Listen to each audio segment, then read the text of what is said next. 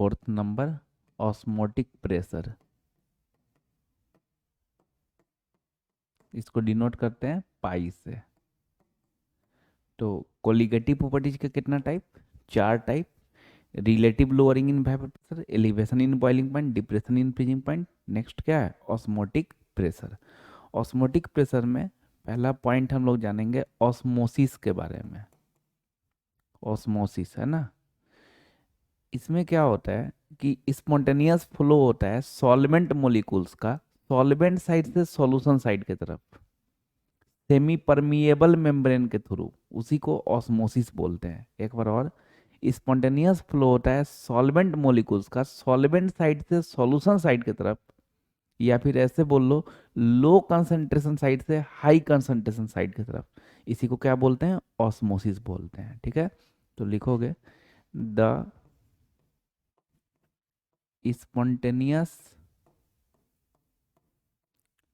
flow of solvent molecules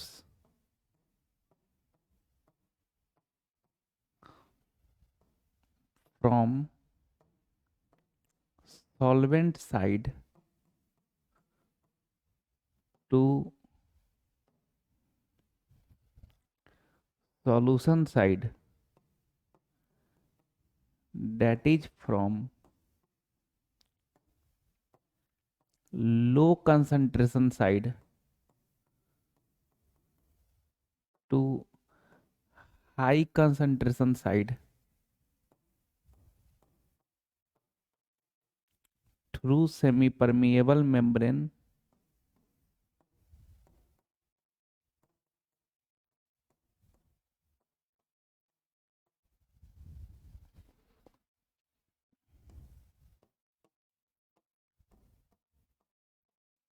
is called osmosis। ठीक है, को थोड़ा ऐसे समझते हैं।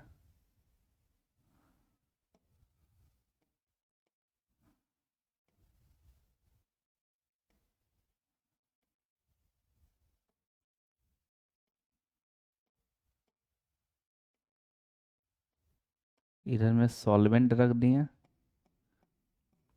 इधर में सॉल्यूशन रख दिए, और स्पॉन्टेनियस फ्लो हो रहा है सॉल्वेंट साइड से सॉल्यूशन साइड की तरफ, किसके through, semi permeable membrane. SPM को क्या बोलते हैं, सेमी परमिएबल मेम्ब्रेन। इसका काम होता है ये अपने आप से सिर्फ सॉल्वेंट को पास होने देता है। तो सॉल्वेंट मोलिकुल्स सॉल्वेंट साइड से सॉल्यूशन साइड की तरफ जो फ्लो हो रहा है, इसी को क्या बोलते हैं ऑस्मोसिस बोलते हैं। लैंग्वेज तो याद करना ही है बोर्ड पॉइंट ऑफ व्यू से, लेकिन कंसेप्ट भी समझ के रखना है कि ऑस्मोसिस किसको बोलते हैं। और अभी एक बार दिमाग में चल जाना चाहिए कि इससे इससे दिमाग में बैठा लोगे कि सॉल्वेंट साइड से सॉल्यूशन साइड की तरफ सॉल्वेंट मोलिकुल्स का स्पॉन्टेनियस फ्लो होगा, इसी को ऑस्मोसिस बोलेंगे। ठीक है, अच्छा सॉल्वेंट साइड से सॉल्यूशन साइड की तरफ सॉल्वेंट मोलिकुल्स का फ्लो होगा ये बोलो, या फिर लो कंसंट्रेशन साइड से हाई कंसंट्रेशन, इसका कंसंट्रेशन ज़्यादा होता है ना, तो लो कंसंट्रेशन साइड से हाई कंसंट्रेशन साइड की तरफ जो फ्लो होता है, इसको भी ऑस्मोसिस बोल सकते हैं। बायोलॉजी वाला बच्चा थोड़ा सा डिसअपॉइंट हो रहा होगा, बायोलॉजी वाले सर बताए होंगे हाई कंसंट्रेशन साइड से लो कंसंट्रेशन साइड की तरफ।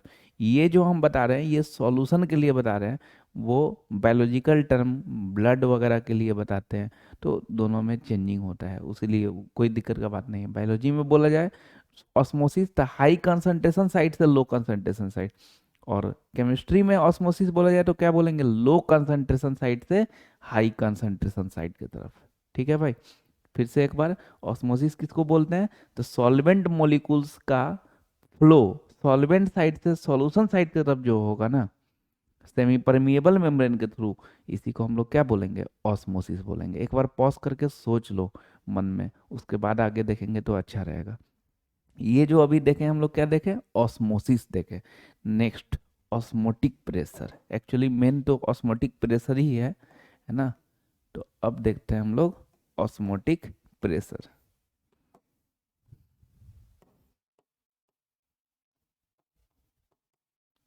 ऑस्मोटिक प्रेशर, इसको तो पाई से डिनोट करते हैं, ऊपर देख ही लिए।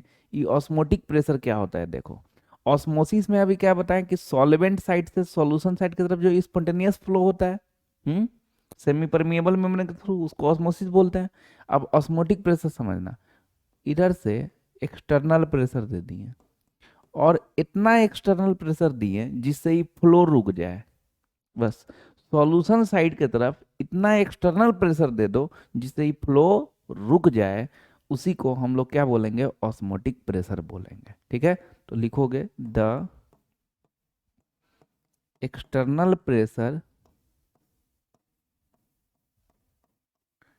that has to be applied on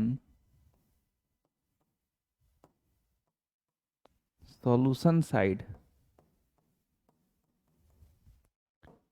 to prevent the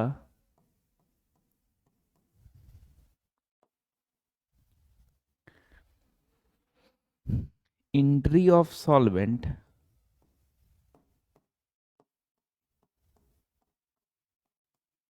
through semi-permeable membrane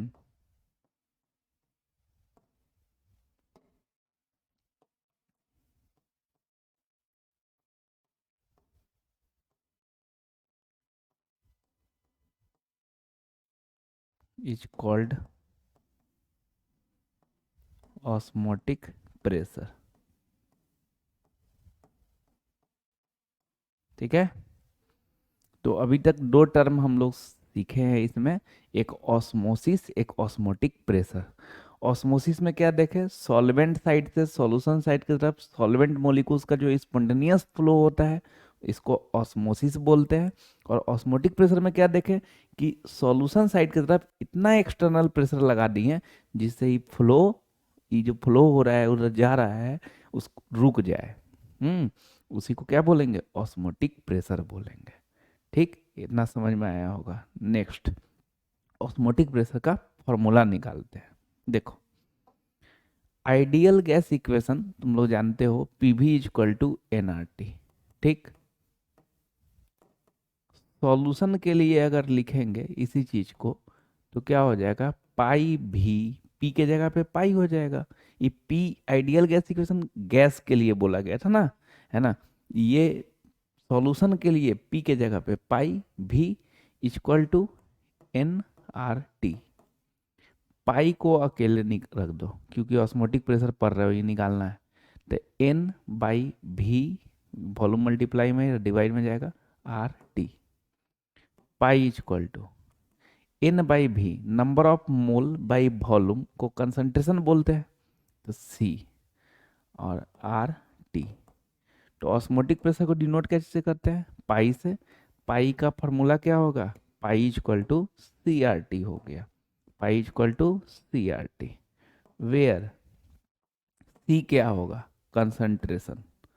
ठीक, आर क्या होगा, गैस कांस्टेंट, गैस कांस्टेंट, और टी टेम्परेचर होगा, टेम्परेचर होगा। पाई तो जानते ही हो, ऑस्मोटिक प्रेशर, वही तो अभी पढ़ रहे हैं हम लोग, है ना, चौथा पार्ट कोलिगेटिव प्रॉपर्टीज का, है ना। अब ये गैस कांस्टेंट जो है, इसका वैल्यू अलग अलग क्वेश्चन बनाने में अलग अलग वैल्यू अप्लाई करना होता है। तीन तरह का वैल्यू इसका होता है, तो वो तीनों हम लोग को याद रखना है। देखोगे, value of R, gas constant, ठीक है। एक तो होता है 0.083 लीटर एटीएम पर मोल पर केल्विन। दूसरा होता है 8.314 जूल पर मोल पर केल्विन, पर मोल पर केल्विन। तीसरा होता है 2 कैलोरी, सी एल डॉट को क्या पढ़ोगे, कैलोरी, 2 कैलोरी पर मोल पर केल्विन। ठीक है, ये जो 0.083 है, इसी को अप्रोक्स में 1/12 भी रख सकते हैं। सब्जेक्टिव क्वेश्चन बनाएंगे तो ज़्यादातर अच्छा रहेगा 0.083 रखो।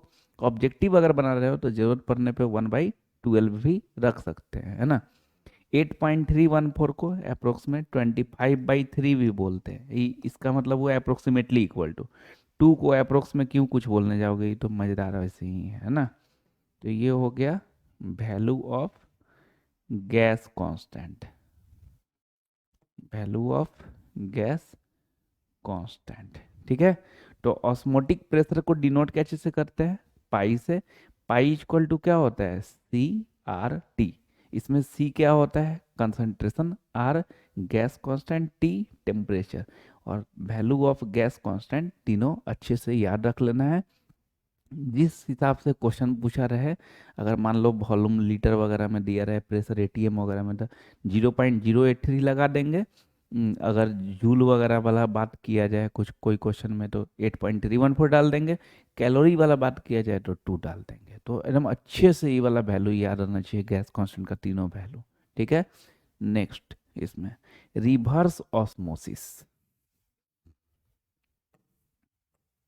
Reverse osmosis.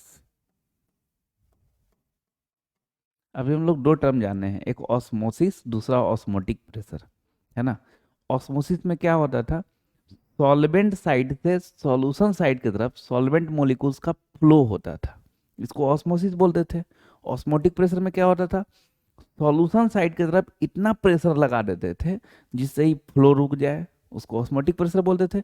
रिवर्स ऑस्मोसिस, नाम से लग रहा है कि ऑस्मोसिस में सॉल्वेंट साइड से सॉल्यूशन साइड की तरफ फ्लो होता था, रिवर्स ऑस्मोसिस में सॉल्यूशन साइड से सॉल्वेंट साइड की तरफ फ्लो होगा। कैसे फ्लो होगा, जब एक्सटर्नल प्रेशर, अभी ऑस्मोटिक प्रेशर में क्या करते थे, जो एक्सटर्नल प्रेशर देते थे इतना देते थे जिससे ही फ्लो रुक जाए, है ना। तो रिवर्स ऑस्मोसिस में क्या करेंगे कि एक्सटर्नल प्रेशर ऑस्मोटिक प्रेशर से भी ज़्यादा दे देंगे। जब एक्सटर्नल प्रेशर ऑस्मोटिक प्रेशर से भी ज़्यादा दे दोगे तो ज़बरदस्ती क्या करेगा, ये जो सॉल्यूशन में जो सॉल्वेंट होगा, क्योंकि देखो सेमी परमिएबल मेम्ब्रेन का काम क्या होता है, सिर्फ अपने आप से सॉल्वेंट मॉलिक्यूल्स को पास होने देता है। तो इधर तो सॉल्यूशन है, तो सॉल्यूशन में जो सॉल्वेंट मॉलिक्यूल्स होगा वो ज़बरदस्ती इधर एक्सटर्नल प्रेशर जब ज़्यादा दे देंगे ना ऑस्मोटिक प्रेशर से भी, तो सॉल्यूशन का जो सॉल्वेंट मॉलिक्यूल्स होगा वो पास होने लगेगा सॉल्वेंट साइड की तरफ, सॉल्यूशन साइड से सॉल्वेंट साइड की तरफ। उसी को क्या बोलेंगे, रिवर्स ऑस्मोसिस बोलेंगे। एक बार और ध्यान से मन में करना जरूरी है कंसेप्ट, तभी तो उसको याद करेंगे तो इंटरेस्टिंग लगेगा, है ना। ऑस्मोसिस में क्या करते थे, देख लो फिगर के थ्रू देखते हैं।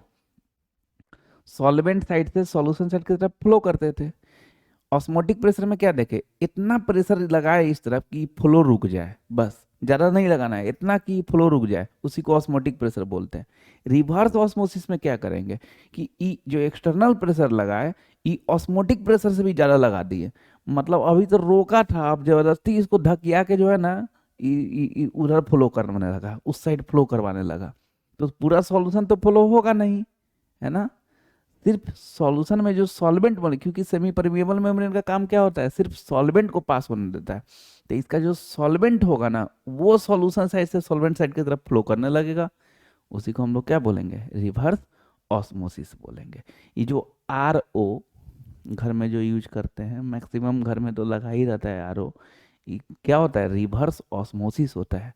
इसमें यही काम होता है कि हम लोग ना पानी को, आरओ क्यों लगाते हैं, पानी को प्यूरिफाई करने के लिए। तो पानी को गंदा समझते हैं तब तो पानी को प्यूरिफाई करने के लिए आरओ लगाते हैं।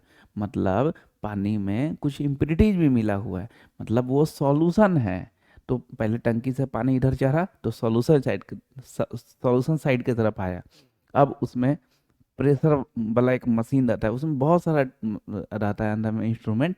उसमें एक इंस्ट्रूमेंट रहता है, वो मशीन वो चलता है और वो क्या करता है, एक्सटर्नल प्रेशर लगाता है, ऑस्मोटिक प्रेशर से भी ज़्यादा लगाता है।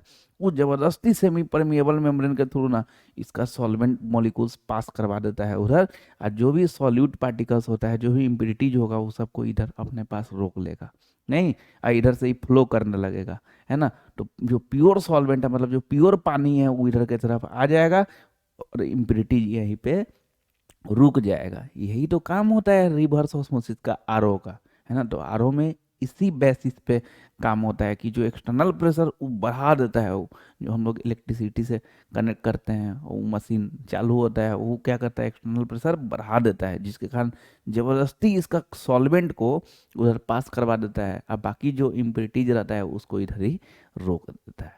ठीक है। तो रिवर्स ऑस्मोसिस में क्या होता है, एक्सटर्नल प्रेशर अगर ऑस्मोटिक प्रेशर से भी ज़्यादा दे देंगे तो सॉल्यूशन का जो सॉल्वेंट मोलिक्यूल्स है वो फ्लो करने लगेगा सॉल्यूशन साइड से सॉल्वेंट साइड की तरफ, किसके थ्रू, सेमी परमिएबल मेम्ब्रेन के थ्रू। ठीक है, लिख लेते हैं।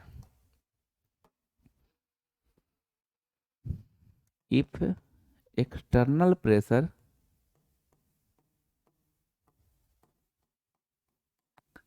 Higher than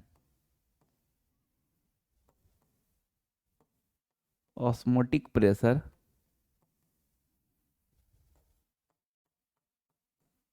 applied on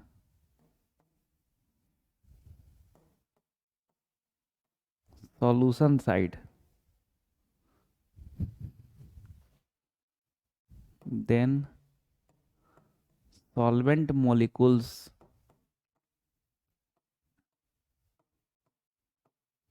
flow from solution side to solvent side। ठीक है, सॉल्यूशन का ही सॉल्वेंट मॉलिक्यूल्स फ्लो कर रहा है ना, solution side to solvent side through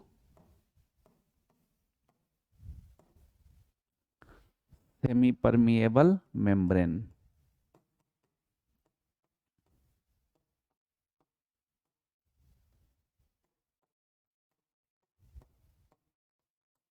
this process is called reverse osmosis. इसी प्रोसेस को हम लोग क्या बोलते हैं, रिवर्स ऑस्मोसिस बोलते हैं। तो रिवर्स ऑस्मोसिस को इस शॉर्ट में क्या बोलते हैं, आरओ बोलते हैं, जो अपना घर में लगा रहता है, मैक्सिमम घर में तो यूज होता ही है ये आरओ, है ना। चलो, तो रिवर्स ऑस्मोसिस की कहानी समझ में आ गया होगा कि क्या होता है ना। नेक्स्ट, रिवर्स ऑस्मोसिस का यूज क्या चीज़ में करते हैं, ये तो ठीक है प्यूरिफाई करने के लिए, लेकिन उससे पहले से desalination of sea water, sea water समुद्र का जो पानी होता है उसको सैलिनेशन, जो इम्प्योरिटीज होता है वो सब रिमूव करने के लिए यूज करते हैं, करते थे। और अब तो खैर घर घर में ही यूज होने लगा है। तो नीचे में एक पॉइंट करके, रिवर्स ऑस्मोसिस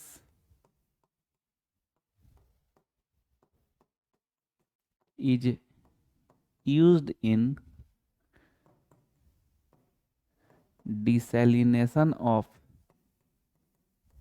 सी वाटर। डिफिनीशन बोलेगा तो यहीं तक लिखेंगे, ये नहीं कि यो एक पॉइंट लिख देंगे अपने से, है ना। वो समझने के लिए कि इसका यूज कहाँ करते हैं, तो सी वाटर का डिसलाइन करने के लिए, सैलिनेशन हटाने के लिए, इम्प्योरिटीज को रिमूव करने के लिए यूज करते हैं। ठीक है, next, isotonic solution. Isotonic solution, isotonic solution सुनते ही ना दिल में आ जाना चाहिए, दो सॉल्यूशन है, दोनों का ऑस्मोटिक प्रेशर सेम है, मतलब कंसंट्रेशन सेम है। अच्छा, pi equal to C R T ना, तो अगर टेम्परेचर, एक ही टेम्परेचर पे दोनों सॉल्यूशन को देखे तो आर तो सेम रहता ही है, टेम्परेचर भी सेम मतलब कंसंट्रेशन भी सेम। तो दो सॉल्यूशन है, दोनों का ऑस्मोटिक प्रेशर सेम है मतलब कंसंट्रेशन सेम है, तो उसी को हम लोग बोलते हैं आइसोटोनिक सॉल्यूशन। क्या बोलते हैं, आइसोटोनिक सॉल्यूशन। तो लिखोगे, the two solution having same osmotic pressure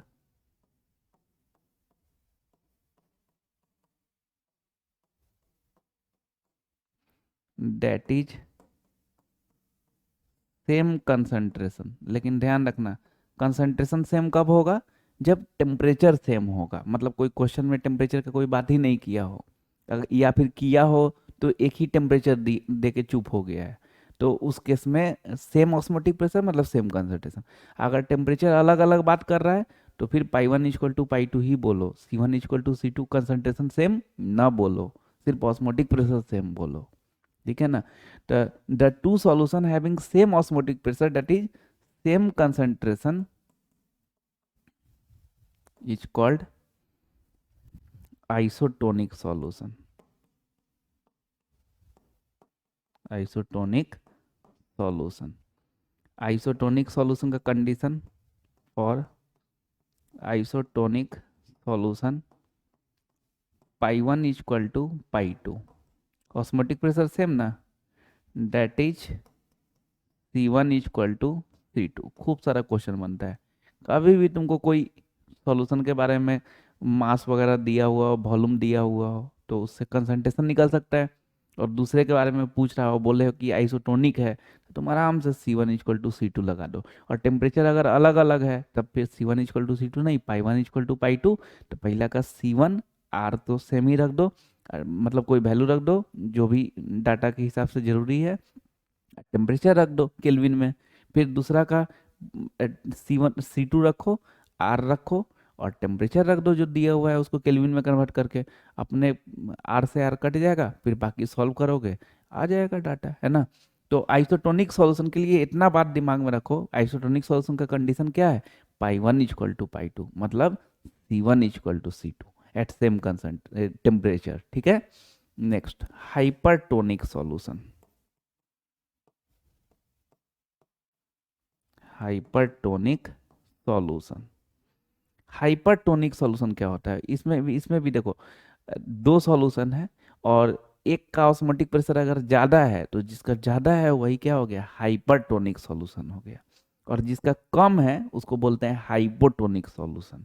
ठीक है, तो तीन गो टर्म है ना, isotonic, hypertonic, hypotonic.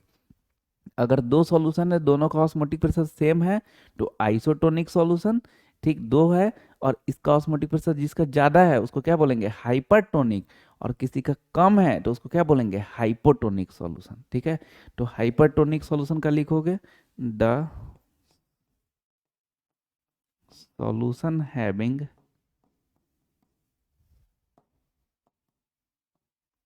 Higher osmotic pressure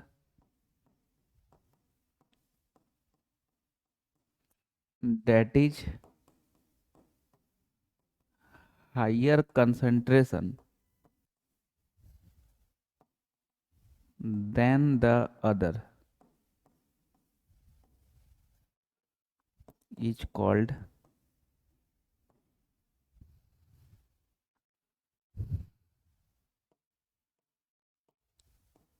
hypertonic solution।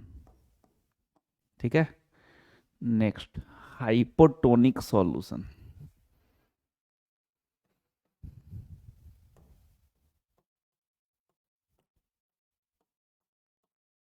Hypotonic solution, इसमें क्या, जिसका कम रहता है ऑस्मोटिक प्रेशर उसी को क्या बोलते हैं, हाइपोटोनिक सॉल्यूशन। तो the solution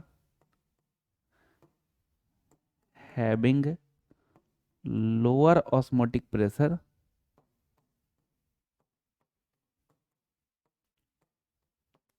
that is lower concentration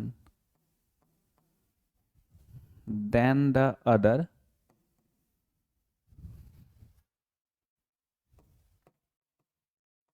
is called hypotonic solution। Hypotonic solution. ठीक है भाई, नेक्स्ट पॉइंट, इसमें क्या देखेंगे कि कोलिगेटिव प्रॉपर्टीज में चार आता है, relative lowering in vapour pressure, elevation in boiling point, depression in freezing point, osmotic pressure. लेकिन जो पॉलीमर्स का मोलिकुलर मास डिटरमाइन किया जाता है वो सिर्फ ऑस्मोटिक प्रेशर मेथड से डिटरमाइन किया जाता है। तो यही क्वेश्चन पूछता है कि पॉलीमर्स का, ये पॉलीमर्स क्या होता है, जैसे पॉलीथीन, पॉलीस्टाइरीन, बहुत सारा मोनोमर से मिल के जो बनता है ना, उसी को क्या बोलते हैं, पॉलीमर्स बोलते हैं। जो पॉलीथीन बनता है तो बहुत सारा इथीन इथीन इथीन इथीन ये सब मोनोमर है, तो बहुत सारा इथीन को मिलके क्या बन जाएगा, पॉलीथीन बन जाएगा। तो ये पॉलीथीन क्या हो गया, पॉलीमर हो गया। तो यही बोल रहा है कि पॉलीमर्स का मोलिकुलर मास किस मेथड से निकालते हैं, तो ऑस्मोटिक प्रेशर मेथड से निकालते हैं। कोलिगेटिव प्रॉपर्टीज में चार पार्ट है ना, तो सिर्फ और सिर्फ ऑस्मोटिक प्रेशर मेथड से निकालते हैं, और कोई मेथड से नहीं निकलता है। ये ऑब्जेक्टिव क्वेश्चन के लिए भी मटेरियल है कि पॉलीमर्स का मोलिकुलर मास कौन सा कोलिगेटिव प्रॉपर्टीज के हेल्प से निकालते हैं। चार गो नाम दिया रहेगा, चार गो है ही, चारों नाम दिया रहेगा चारों ऑप्शन में, तो किसको मार देंगे, ऑस्मोटिक प्रेशर मार देंगे। लेकिन उससे भी आगे कि ऑस्मोटिक प्रेशर मेथड से ही क्यों निकालते हैं पॉलीमर्स का मोलिकुलर मास, है ना, क्योंकि इसमें मोलरिटी आता है, बाकी सब में मोललिटी आता है ना, इसमें क्या आता है, मोलरिटी आता है। ठीक। नेक्स्ट, दूसरा बात ये कि इसका मैग्नीट्यूड ज़्यादा होता है बाकी सबके रिस्पेक्ट में। ठीक है, फिर से एक बार, पॉलीमर्स का molecular mass osmotic pressure method से ही क्यों निकालते हैं, कोलिगेटिव प्रॉपर्टीज में चार पार्ट है ना, तो सिर्फ इसी से क्यों निकालते हैं, क्योंकि इसमें मोलरिटी आता है, बाकी सब में मोललिटी आता है ना। दूसरा, इसका मैग्नीट्यूड ज़्यादा होता है बाकी सबके रिस्पेक्ट में, तो लिखेंगे द मोलिकुलर मास को ही मोलर मास भी बोलते हैं ना, the molecular mass of polymers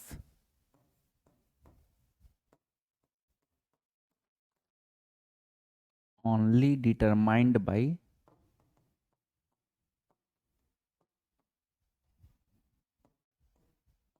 osmotic pressure method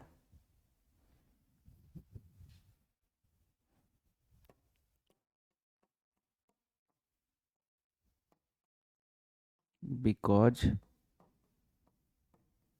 molarity of solution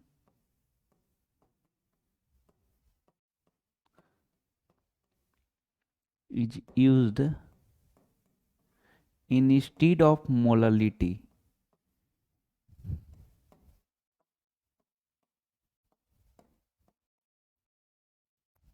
and magnitude of osmotic pressure, यहाँ T है ना, is large as compared to other colligative property।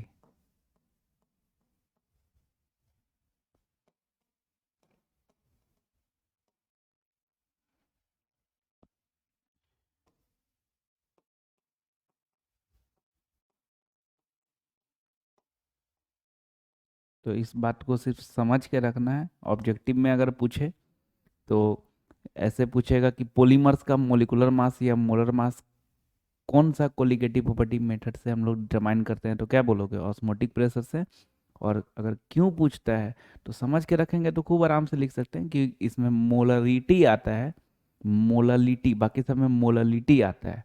और दूसरा क्या, कि ऑस्मोटिक प्रेशर का मैग्नीट्यूड बाकी सब कोलिगेटिव प्रॉपर्टीज के रेस्पेक्ट में क्या है, ज़्यादा है। ठीक है, तो अभी तक जो हम लोग पढ़े इसमें एक तो osmosis, osmotic pressure, reverse osmosis, isotonic solution, hypertonic solution, hypotonic solution, सबका लैंग्वेज याद करना है। ऑस्मोटिक प्रेशर को डिनोट कैसे से करते हैं, पाई से, पाई इक्वल टू CRT, और उसमें जो आर गैस कांस्टेंट है उसका तीनों वैल्यू खूब अच्छे से याद कर लेना है यूनिट के साथ। ठीक है भाई, अब देखते हैं इसका क्वेश्चन। एक देख लोगे सॉल्विंग, उसके बाद अगला अपने से बनाओगे, है ना, देख लोगे उसके बाद ही लिखोगे पॉज करके। तो calculate the osmotic pressure of 5% aqueous solution of urea, जिसका मोलिकुलर मास, यूरिया का मोलिकुलर मास दिया हुआ है 60 एट 273 केल्विन, है ना। तो जैसे ही बताए हुए हैं कि परसेंट दे तो कितना बात लिखने का, 3 बात लिखने का। मास ऑफ सॉल्यूशन 100 ग्राम, 5% क्या दिया हुआ है, यूरिया, मतलब mass of urea, mass of solution अगर 100 ग्राम मान लेंगे तो मास ऑफ यूरिया कितना हो जाएगा, 5 ग्राम।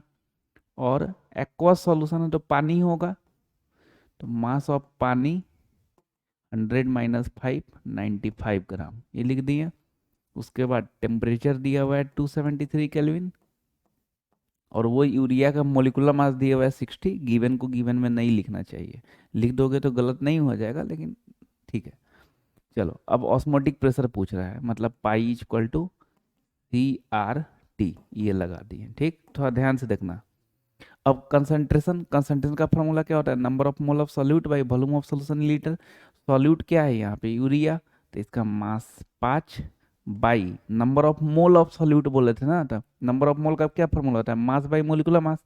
तो मास रख दिए 5, बाई मोलिकुलर मास कितना दिए हुआ है 60।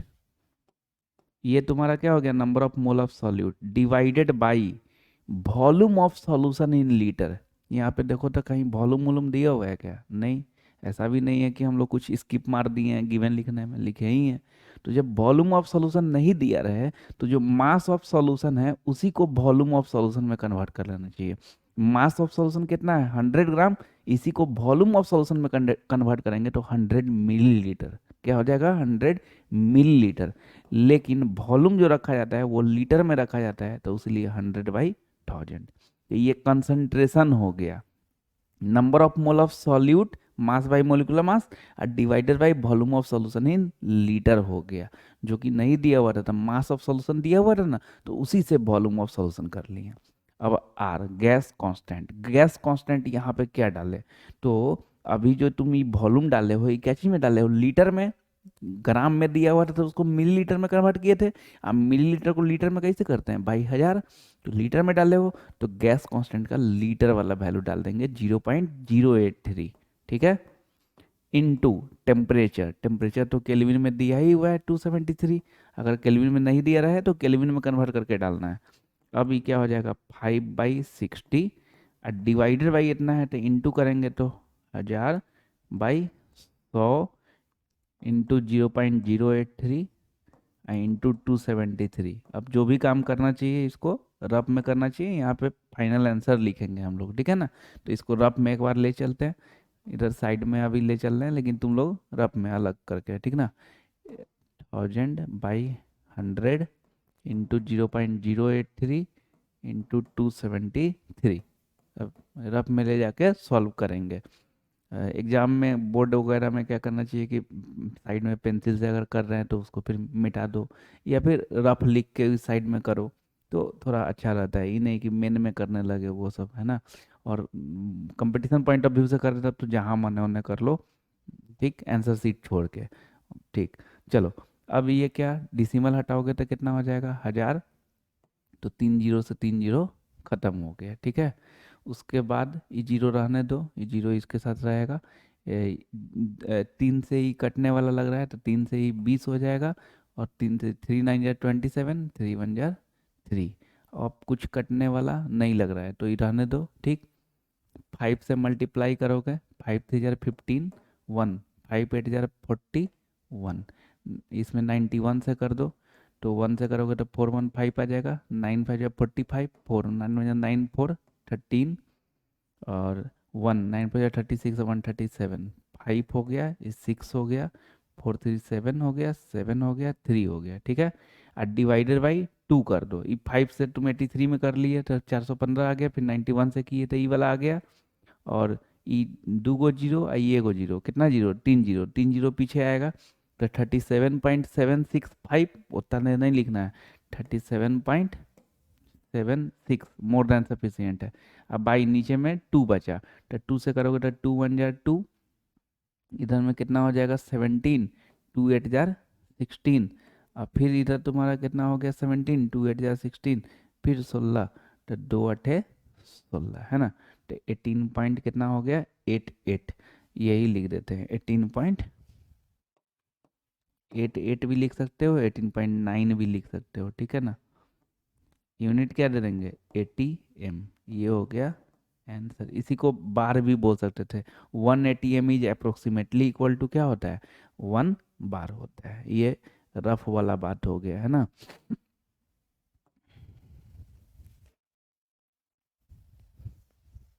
ठीक, चलिए तो अब इसका ऐसे सॉल्विंग करके ये करेंगे। अब नेक्स्ट क्वेश्चन तुम लोग अपने से बनाओगे, पॉज करके पहले इसको लिख लो, उसके बाद नेक्स्ट क्वेश्चन बनाओगे। पॉज करके बनाओगे उसके बाद देखोगे, अच्छा रहेगा। बन सकता है एकदम सेम वही पैटर्न पे जाएगा, फाइनल तक बना के आंसर मिला लेंगे। अगर मिल गया तो ठीक, नहीं मिला तब फिर इधर देखेंगे, ऐसे बन जाएगा, ठीक है। क्वेश्चन नंबर 25, पहले पॉज करके तुम लोग बना ही लोगे उसके बाद ही देखोगे तो अच्छा रहेगा, है ना। 5%, इसमें भी वही बात है, कैलकुलेट द ऑस्मोटिक प्रेशर निकालना है। 5% aqua solution of sugar cane उसका मोलिकुलर मास दिया हुआ है 15 डिग्री सेल्सियस पे, तो ये जैसे ही दिया हुआ है तो कितना बात लिख देंगे, 3 बात। तो mass of solution 100 gram, mass of sugar केन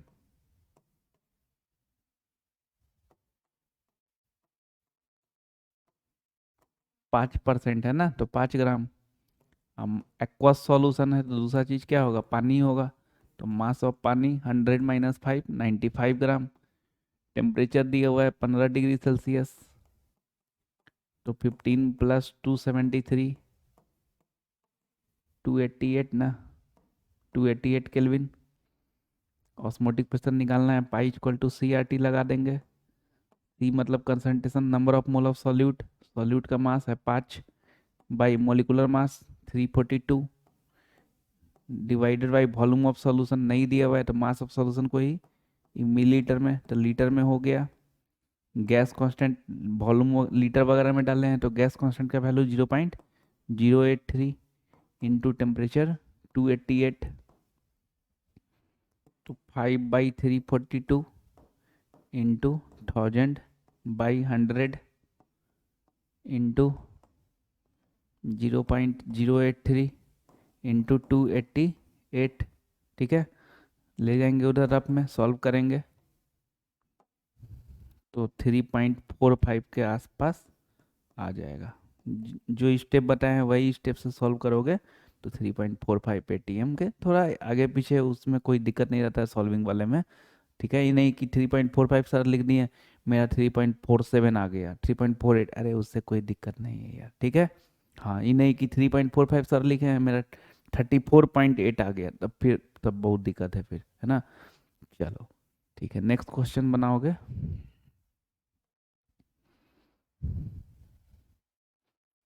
इसको भी पॉज करके थोड़ा दिमाग लगाओ, हालांकि है हल्का सा टेढ़ा टाइप का, लेकिन बहुत टेढ़ा भी नहीं है, इजी है, बन सकता है। पॉज करके पहले क्वेश्चन सोचो कि क्या दिया हुआ है, उसके हिसाब से फिर देखना, नहीं समझ में आएगा तो देख लेगा ना इधर, फिर बाद में फिर प्रैक्टिस करेंगे अच्छे से, है ना। तो calculate the osmotic pressure of a solution obtained by mixing 100 centimetre cube. 1 centimetre cube मतलब 1 मिलीलीटर होता है। तो 100 millilitre of 0.25 molar solution of urea and 100 millilitre of 0.1 molar solution of sugar cane, मतलब दो गो सॉल्यूशन को मिक्स कर रहा है। एगो यूरिया का सॉल्यूशन है, एगो शुगर केन का सॉल्यूशन है, दोनों को मिक्स कर रहा है। और दोनों को मिक्स करने के बाद ऑस्मोटिक प्रेशर पूछ रहा है। तो ऑस्मोटिक प्रेशर का फॉर्मूला तो पाई इक्वल टू CRT। तो उसमें जो सी रहना चाहिए, कंसंट्रेशन रहना चाहिए, वो मिक्सचर का रहना चाहिए। तो ये नहीं कि एक के वो के लिए निकाल लेंगे, नहीं, मिक्सचर का रहना चाहिए। तो जो पहले कंसंट्रेशन निकाल लेते हैं मिक्सचर का, सॉल्यूशन का। और जब दूगो को ऐड कर रहा है, यहाँ पे देख रहे हैं कि वॉल्यूम दिया हुआ है और मोलरिटी दिया हुआ है। तो हम लोग जानते हैं M1V1 plus M2V2 equal to MFVF। अब बोलोगे सर ये तो एसिड प्लस एसिड या बेस प्लस बेस के लिए पढ़ाए थे ना, M1V1 प्लस M2V2। अरे भाई, तो एसिड प्लस एसिड ये क्या दर्शा रहा है कि एक एसिड है दूसरा एसिड है। यहाँ पे एसिड प्लस एसिड नहीं है तो क्या दिक्कत है, यहाँ पे कोई एक सॉल्यूशन है कोई दूसरा सॉल्यूशन है, यही लग जाएगा।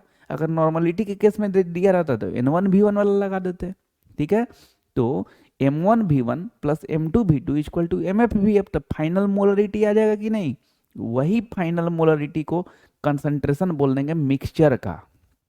अब उसके बाद पाई इक्वल टू CRT लगा देंगे। कोई को अगर अभी भी समझ में आ गया हो तो पॉज करके अपने से बना लो इतना पे, तब देखना इधर, ठीक रहेगा, है ना। तो M1V1 plus M2V2 equal to MFVF।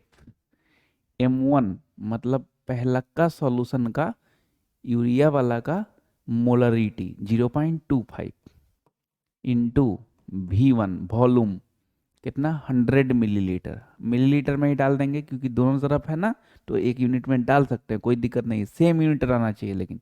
Plus M2 दूसरा का सॉल्यूशन का, शुगर केन वाला का molarity 0.1 into volume 100 equal to MF, यही तो निकालना है पहले, इंटू VF मतलब फाइनल वॉल्यूम।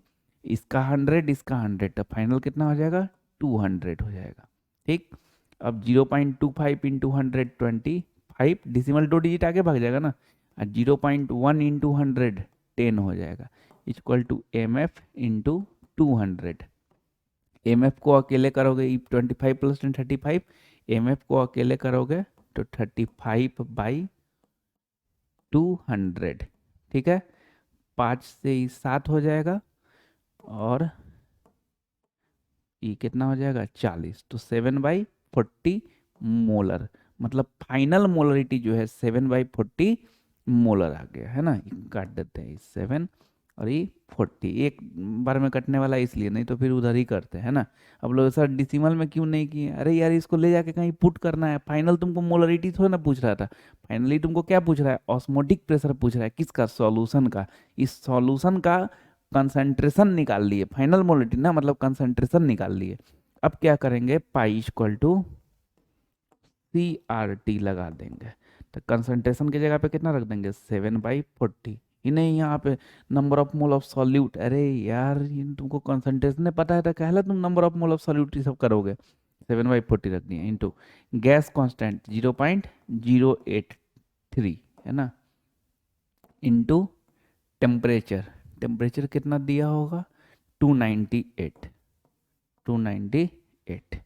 अब इसको ले चलेंगे उधर, सॉल्व करेंगे, 7/40 इंटू 0.083 इंटू 298, डिसिमल हटाएंगे तो 1000 हो जाएगा।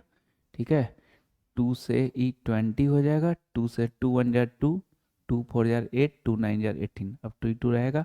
अब ऊपर मल्टीप्लाई करेंगे, वही स्टेप है, सेम स्टेप है ना, 7 3 जार 21, 2 7 8 जार 56 और 2 58, इसमें 149 से करेंगे, 9 1 जार 9, 9 8 जार 72, 7 9 5 45 और 7 52, 4 1 जार 4, 4 8 जार 32, 3 4 5 जार 23, 1 8 5 9 6 5 8 5 12 3 15 6 2 8। ठीक है, और 3 गो जीरो, एक गो जीरो, 4 गो जीरो, तो 4 गो जीरो से डिवाइड करेंगे तो तुम्हारा आ जाएगा 8.5569, जिसको हम लोग अप्रोक्स में 8.56 लेने वाले हैं। ठीक है, अब बाई क्या बच जाएगा, 2 बच जाएगा, क्योंकि 4 गो जीरो, इसका जीरो तुम काम कर चुके हो, तो 2 से ही कितना हो जाएगा, 2 4 जार 8, 2 2 जार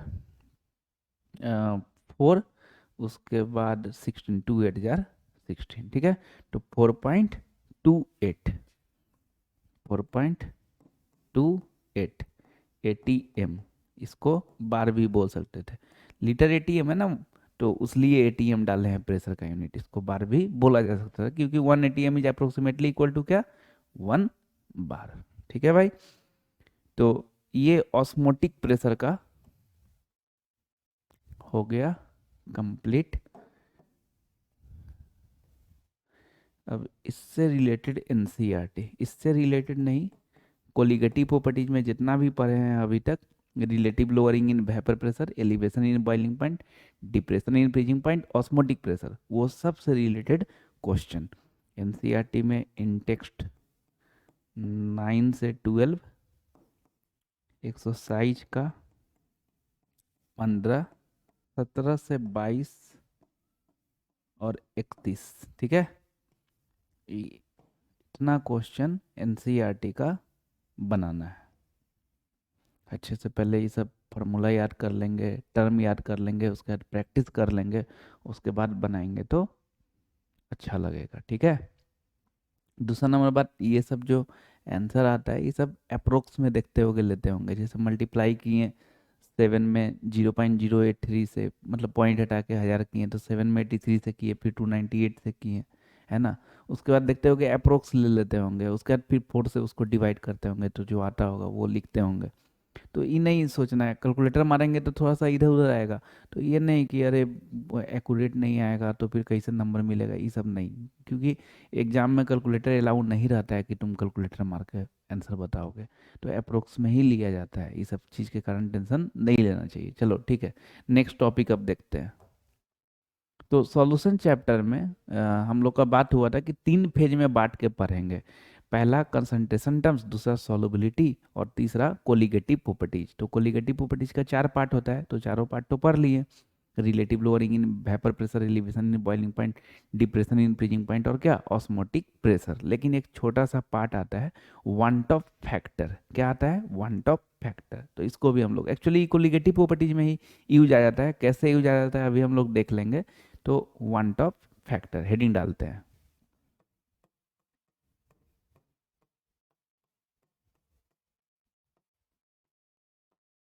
इसको डिनोट करते हैं आई से। वन टॉप फैक्टर को डिनोट करते हैं स्मॉल आई से। ठीक है। वन टॉप फैक्टर क्या होता है? तो ऑब्जर्व्ड कोलिगेटिव प्रॉपर्टी और नॉर्मल कोलिगेटिव प्रॉपर्टी का रेशियो, या ऐसे बोलो नॉर्मल मोलर मास और ऑब्जर्व्ड मोलर मास का रेशियो को वन टॉप फैक्टर बोलते हैं। क्योंकि तुम जानते हो colligative property inversely proportional to molar mass. तो observed colligative property by normal colligative property, या normal molar mass by observed molar mass. ठीक है। तो इसी को हम लोग क्या बोलते हैं? वन टॉप फैक्टर बोलते हैं। लिखते हैं फिर आगे देखेंगे। The ratio of observed colligative property and normal colligative property और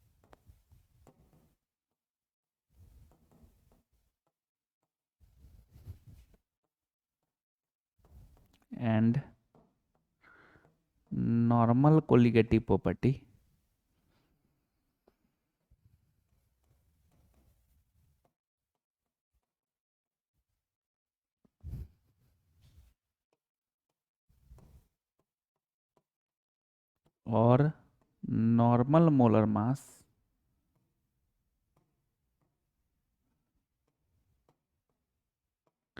एंड ऑब्जर्व्ड मोलर मास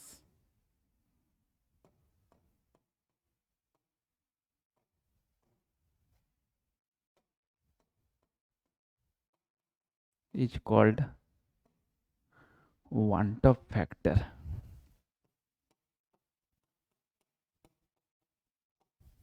ठीक है।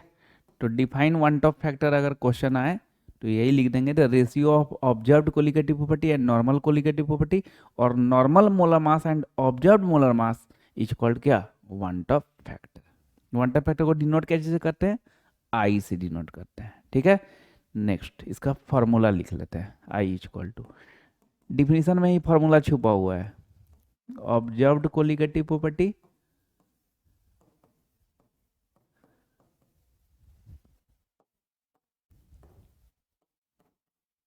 By normal colligative property.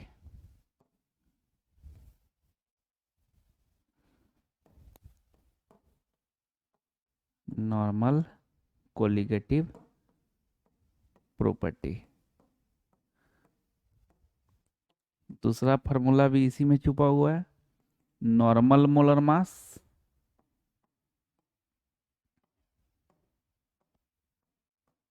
By observed molar mass.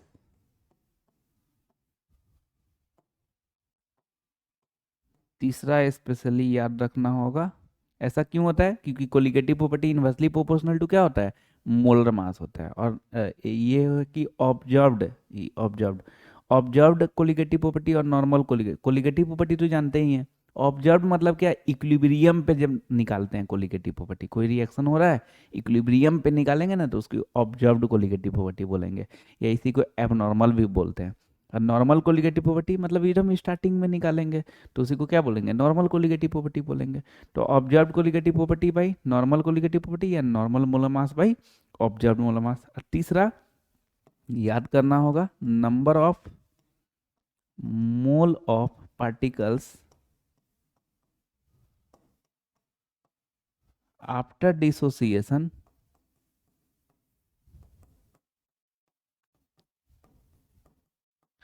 By number of mole of particles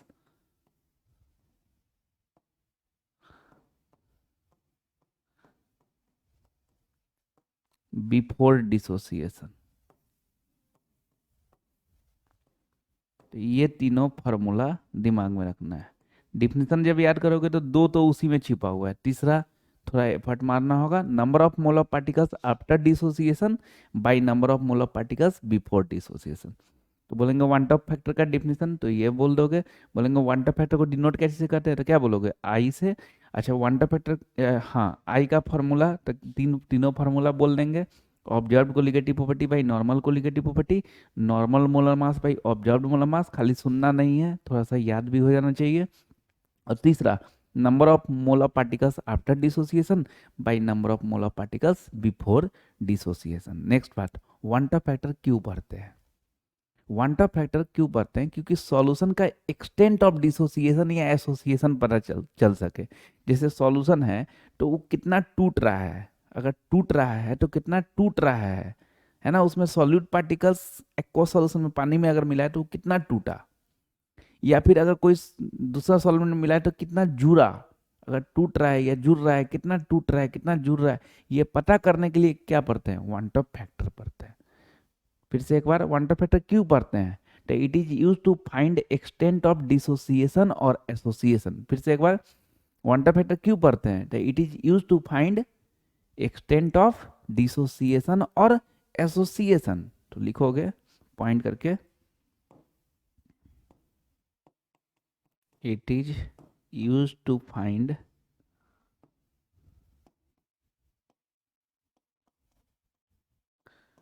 extent of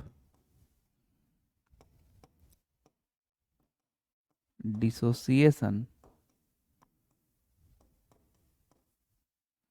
और association.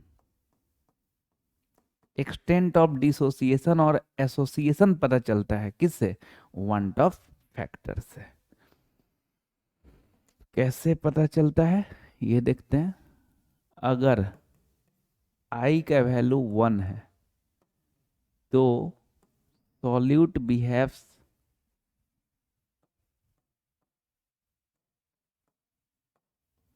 Normally in the solution, मतलब solute जो है ना solution में normal behave करेगा। अगर आई ग्रेटर देन 1 है तो solute undergoes dissociation in the solution. अगर आई 1 से ज़्यादा है तो सॉल्यूट का क्या होगा, डिसोसिएशन हो जाएगा, मतलब टूट जाएगा, है ना। और अगर आई लेस देन 1 है तो solute undergoes association in the solution. इस केस में क्या हो जाएगा, जुड़ेगा सॉल्यूट, ठीक है। तो ये वन टॉप फैक्टर का बात हो गया कि वन टॉप फैक्टर क्यों पढ़ते हैं, तो एक्सटेंट ऑफ डिसोसिएशन और एसोसिएशन बताने के लिए। तो आई अगर 1 आएगा, वन टॉप फैक्टर निकाले और 1 आएगा तो क्या पता चलेगा कि नॉर्मल रहेगा। आई अगर ग्रेटर देन 1 होगा तो सॉल्यूट टूटेगा सॉल्यूशन में। आई अगर लेस देन 1 होगा तो सॉल्यूट जुड़ेगा एक दूसरे से सॉल्यूशन में, एसोसिएशन होगा, ठीक है। अब इसका क्वेश्चन करते हैं, वन टॉप फैक्टर का निकालते हैं कि कैसे कैसे पता चलेगा कि 1 आएगा कि 1 से ज़्यादा आएगा कि 1 से कम आएगा, ये सब चीज़ देखते हैं थोड़ा अच्छे से देखना, बहुत इंपॉर्टेंट है, बहुत ज़्यादा यूज आता है इसका, है ना। क्वेश्चन नंबर 27 का 1, find one Hoff factor of following solute. एक काम बता देंगे फिर इसी पैटर्न पे तुम लोग 2 3 अपने से बना लोगे, ठीक है।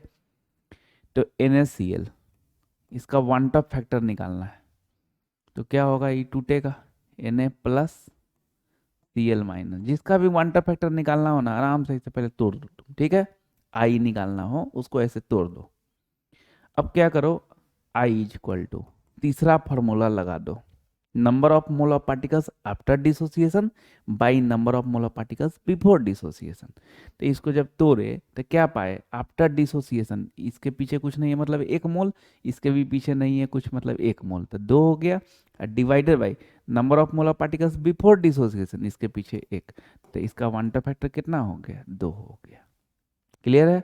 एक और देख ही लो, 2 नंबर देख लो, 3 अपने से बना लेना, Na2SO4, ठीक। इसका क्या निकालना है, वन टॉप फैक्टर निकालना है। जब भी वन टॉप फैक्टर निकालना हो सबसे पहले उसको तोड़ देंगे, ठीक। तो तोड़ोगे तो क्या हो जाएगा, Na प्लस, Na प्लस, और SO4 क्रॉस जाता है ना तो ऊपर जाएगा 2 माइनस। कोई कोई कोई यही टेंशन होता है कि सर कैसे पता चलता है कि Na प्लस, वो पढ़ने से पता चलता है, बार बार पढ़ोगे प्रैक्टिस करोगे ना तो अपने से पता चल जाएगा। घबराते रहोगे ना तो कहीं नहीं पता चलेगा, ठीक है। तो वो अपने पता चल जाता है कि SO4 ही रहता है। तो SO4 है तो ये क्रॉस चला गया 2 ऊपर, तो SO4 2 माइनस, SO4 के बाद कुछ नहीं है तो सीधे सीधे Na प्लस। तो ये प्रैक्टिस करते करते अपने पता चल जाता है। अब देखो Na 2 है तो इसको 2 कर लो, और SO4 के बाद कुछ नहीं है तो 1, ठीक है। और लोग सर इस चीज ऊपर क्यों नहीं किए थे, अरे यार इधर में Na 1 था, Cl भी 1 था, तो क्यों करते हैं, है ना। लेकिन यहाँ पे Na कितना है 2, तो इसलिए पीछे 2 कर लिए, बैलेंस कर लिए, ठीक। अब इसका वन टॉप फैक्टर, चल जाओ तीसरा नंबर फॉर्मूला पे, number of mole of particles after dissociation. तो इसको तोड़ने के बाद इसका मोल कितना है 2, इसका मोल कितना है 1, तो 2 प्लस 1 कितना हो गया 3। और बिफोर डिसोसिएशन तो इसके पीछे कुछ नहीं थे 1 हो गया, तो ये कितना हो गया 3 हो गया, ठीक है। पॉज करके जल्दी से तीसरा नंबर बना दो, अच्छा लगेगा। क्या निकाल रहे हैं हम लोग अभी, वन टॉप फैक्टर निकालना है, पॉज करके बना दो फिर देखोगे इधर।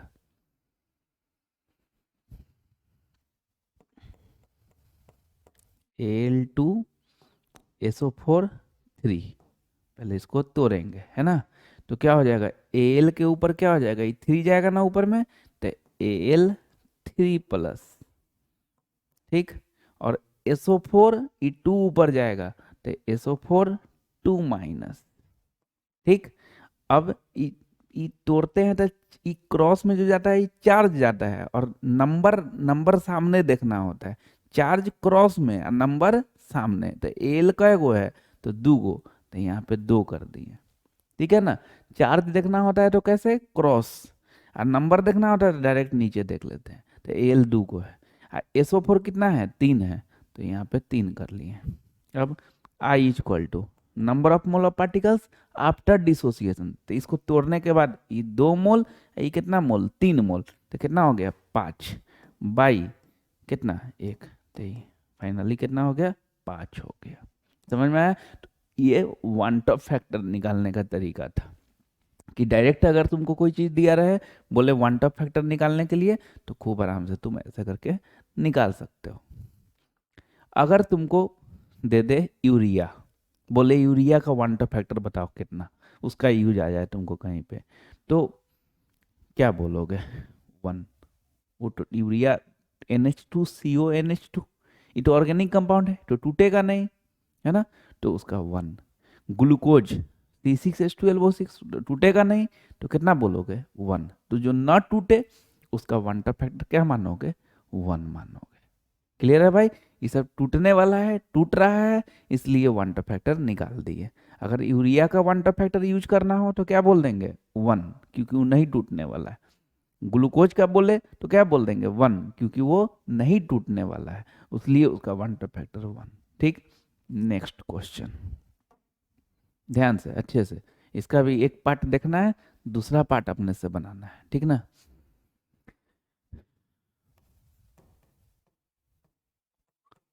Find degree of dissociation of following solute. Degree of dissociation जो नहीं जानते हो शॉर्ट में जान लो, एक मोल में जो number of mole of substance dissociate करते हैं उसी को डिग्री ऑफ डिसोसिएशन बोलते हैं।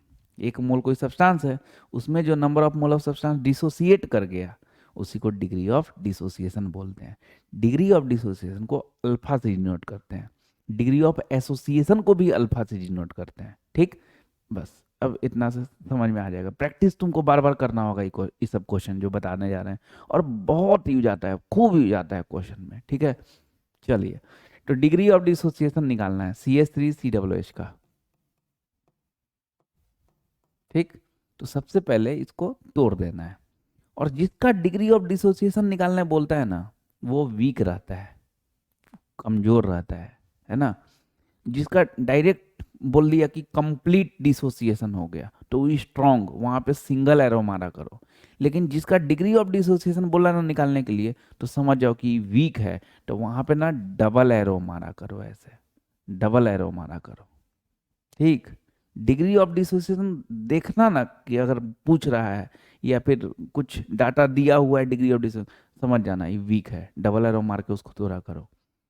और डायरेक्ट आई का बात करें टूटने वाला, तो उसमें ठीक है ना, फिर सिंगल एरो मार के करो। तो C H three C double H को तोड़ोगे तो C H three C double O minus H plus. फिर वही बात सर, फिर नहीं आ रहा है। अरे पढ़ने से आ जाएगा, बहुत ही जाएगा इसका, है ना। C H three C double H का तोड़ोगे तो क्या हो जाएगा, C H three C double O minus H plus. अब इसी पैटर्न पे अगर तुमको कोई करवा दे C H three C H two C H C L C double O H, एक बार पॉज करके इसको तोड़ के देखो मन में, उसके बाद मेरा सुनोगे कि हम क्या बोल रहे हैं। जो तुम सोच रहे हो वही बोल रहे हैं कि दूसरा बोल रहे हैं, है ना। तोड़ के देखो, चलिए तोड़ेंगे तो क्या होगा, C H three C H two C H C L C double O minus H plus हो गया। अरे भाई C H three C double H को तोड़े तो क्या हो गया, C H three C double O minus H plus. तो उसी तरह C H three C H two C H C L C double O minus H plus. अरे आ जाता है यार, एक बार पैटर्न दिमाग में बैठ जाता है तो बस वही बोले तो कि बार बार क्वेश्चन प्रैक्टिस करना होता है। उसमें कोरियाई कर देंगे ना तो फिर नहीं आएगा कहियो, फिर हमेशा घबराते रहेंगे, क्वेश्चन नहीं बनता है, ये नहीं होता है, वो नहीं होता है, करते रहो फिर, ठीक है ना। चलो खैर, डिग्री ऑफ डिसोसिएशन निकालने के लिए बोला है तो पहले तो इसको तोड़ना है। अब टी इक्वल टू जीरो पे वन, है ना, मतलब एकदम स्टार्टिंग में ही एक मोल रहेगा। अभी बताया ना डिग्री ऑफ डिसोसिएशन बोले या डिग्री ऑफ एसोसिएशन, तो स्टार्टिंग में कितना मोल लेना है, एक मोल। एक मोल में जो number of mole of substance टूटता है उसी को डिग्री ऑफ डिसोसिएशन बोलते हैं। तो ये एक ले लिए, ये क्या हो जाएगा जीरो, ये भी क्या हो जाएगा जीरो, क्योंकि स्टार्टिंग में तो सिर्फ और सिर्फ रिएक्टेंट रहता है, प्रोडक्ट तो कुछ रहता नहीं है, तो प्रोडक्ट क्या हो जाएगा, जीरो हो जाएगा। टी इक्वल टू टी पे अब क्या होगा, इधर से कुछ डिसोसिएट होगा, और जो डिसोसिएट होगा उसी को क्या बोलेंगे, अल्फा, इसी को डिग्री ऑफ डिसोसिएशन बोलेंगे। ठीक है, जो डिसोसिएट होगा वही इधर में बनेगा, यहाँ से टूटा अल्फा तो यहाँ पे बना अल्फा, यहाँ पे भी अल्फा बन गया। बोलो इतना समझ में आ गया होगा। अब क्या करोगे, i is equal to one minus alpha plus alpha plus alpha. शानदार बात यार। अभी हम आई का वन टॉप फैक्टर का क्या सिखा रहे थे तुमको कि सीधे तोड़ो, हाँ, number of mole of particles after dissociation one plus one two, अब बाई बिफोर डिसोसिएशन वन रख के निकाल दिए। लेकिन वही इस क्वेश्चन में क्या बोल रहे हैं कि आई ई ऐसे करके लिखें, फिर आई इक्वल टू इक्विलिब्रियम पे जो आया ना, T equal to T equilibrium पे, ये T equal to T equilibrium है ना। तो ई जो आया इसको जोड़ दिए तब आई आया। अगर यहाँ पे तुम इसका I one plus one two, अब आई वन मतलब टू बोलोगे तो गलत हो जाएगा। क्यों, क्योंकि वीक है। तो सर कैसे पता चलेगा कि स्ट्रांग है कि वीक है, वो क्वेश्चन पे पता चल जाएगा। बोले तो कि क्वेश्चन में अगर अल्फा उल्फा का कुछ हिंट दिया है ना, तो समझ जाओ कि वीक है। उसमें डायरेक्ट आई मत लिखा करो, one plus one two by one two कर दो, नहीं लिखा करो। लेकिन डायरेक्ट अगर वैसा कुछ बात कर रहा है कि इसका वन टॉप फैक्टर, तो फिर उस केस में हाँ ठीक है, डायरेक्ट कर दो। क्वेश्चन से हिंट मिल जाता है, क्वेश्चन प्रैक्टिस करेंगे, अभी बताएंगे, भी क्वेश्चन आएगा भी आगे। और एनसीईआरटी का भी क्वेश्चन जो देंगे उसमें भी तुमको हिंट क्लियर कट पता चलेगा। अगर कंप्लीटली डिसोसिएशन बोला रहे ना, तब क्या करोगे, ये चीज अप्लाई कर दोगे। कंप्लीटली डिसोसिएशन सिंगल एरो मार के तोड़ोगे, आई डायरेक्ट निकल जाएगा। लेकिन वही अगर डिग्री ऑफ डिसोसिएशन वगैरह का बात कर रहा है ना, तब फिर इस तरह से निकालोगे। इसका आई अगर तुम directly two by one two निकाल दोगे तो हो जाएगा गलत। इसका आई ऐसे निकलता है, पहले ये लिखे फिर ये, और फिर ई जो one minus alpha alpha alpha इस सबको जोड़ दिए तो आई आ गया, वन टॉप फैक्टर आ गया। है ना शानदार चीज, घबराना नहीं है ना। क्वेश्चन प्रैक्टिस करना है आगे, बार बार क्वेश्चन प्रैक्टिस करना है। जो क्वेश्चन एनसीईआरटी का देंगे वो एक बार प्रैक्टिस कर लेना है, अपने पूरा क्लियर हो जाएगा, है ना। उसमें क्लियर कट लिख लेता है कंप्लीट डिसोसिएशन, तो समझ जाना कि अरे इस रूल से, इस नियम से निकालना है। और अगर हिंट दिया रहेगा अल्फा उल्फा ऐसे करके कुछ, या फिर हिंट नहीं दिया हुआ है, लास्ट में बोले हुआ है कि अल्फा निकालना है, तो वही तो बता दिया ना तुमको कि भाई वीक है, तो फिर इस तरह से काम करो। चलो खैर, आई इक्वल टू ये लिख लिए, van't Hoff factor equal to ये सब लिख लिए, माइनस अल्फा प्लस अल्फा तो खत्म हो गया, तो आई इक्वल टू क्या हो जाएगा, वन प्लस अल्फा हो जाएगा। और तुमको निकालना क्या है, डिग्री ऑफ डिसोसिएशन, मतलब अल्फा, अल्फा को अकेले करोगे तो इधर जाएगा ना वन, तो अल्फा इक्वल टू क्या हो जाएगा, आई माइनस वन हो जाएगा। तुमको आई तो अभी पता है नहीं कि पुट कर दोगे, आई तुम बोले है तो सर पता, टू बाई वन टू, नहीं यार कैसा ना आदमी है यार, इसका टू नहीं रखेंगे क्योंकि ये वीक इलेक्ट्रोलाइट है, क्या है, वीक इलेक्ट्रोलाइट है ना, तो इसलिए उसका उसका आई डाटा गिवन रहता है क्वेश्चन में, या फिर तुमको कुछ ऐसा दिया रहेगा, उससे निकाल लोगे तुम आराम से आई, उसके बाद यहाँ पे पुट करोगे आई का वैल्यू, तो क्या निकल जाएगा, अल्फा निकल जाएगा। ठीक है, एकदम ठीक यही पैटर्न पे तुम लोग टू बना दो, उसका भी इसी पैटर्न पे ला दो, जल्दी से पॉज करके, उसके बाद देखोगे आगे।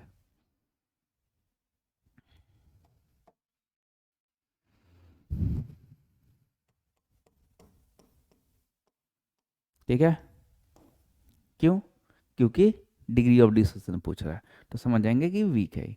इसको तोड़ेंगे तो सी ए टू प्लस,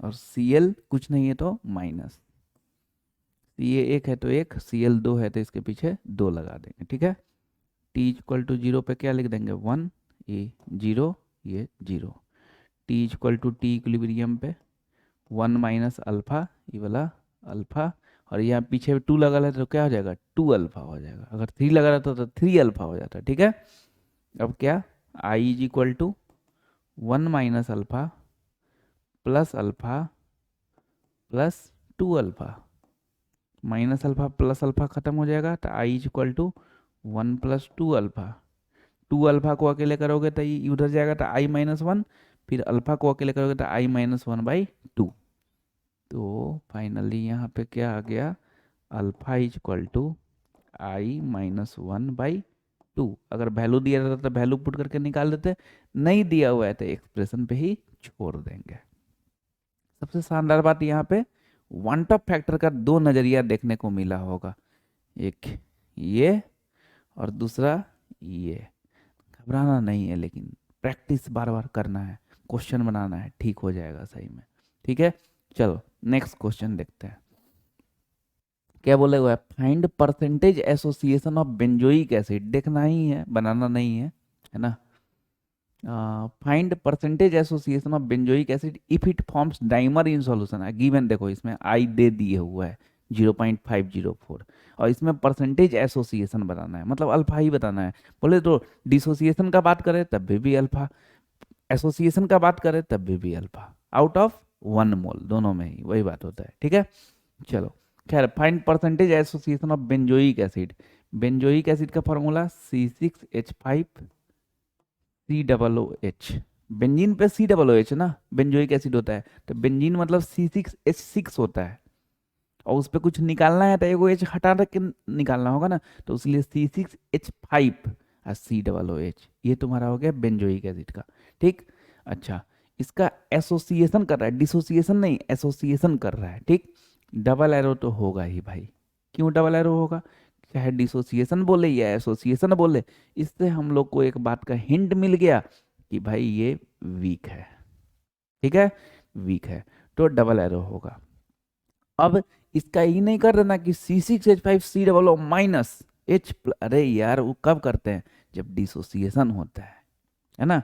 यहाँ पे क्लियर कट बोल रहा है कि एसोसिएशन हो रहा है, डाइमर मतलब ये दूगो है और ये दोनों जुड़ जा रहा है, तो ऐसा बन जाएगा C6H5 COOH, ऐसा, ये दोनों में डिफरेंस है, इसका मतलब हो गया दूगो, ये मतलब अलग अलग दूगो है ना, और इसका मतलब हो गया कि दोनों जुड़ गया है आपस में, ये हो गया, तो ये दोनों अलग अलग चीज है।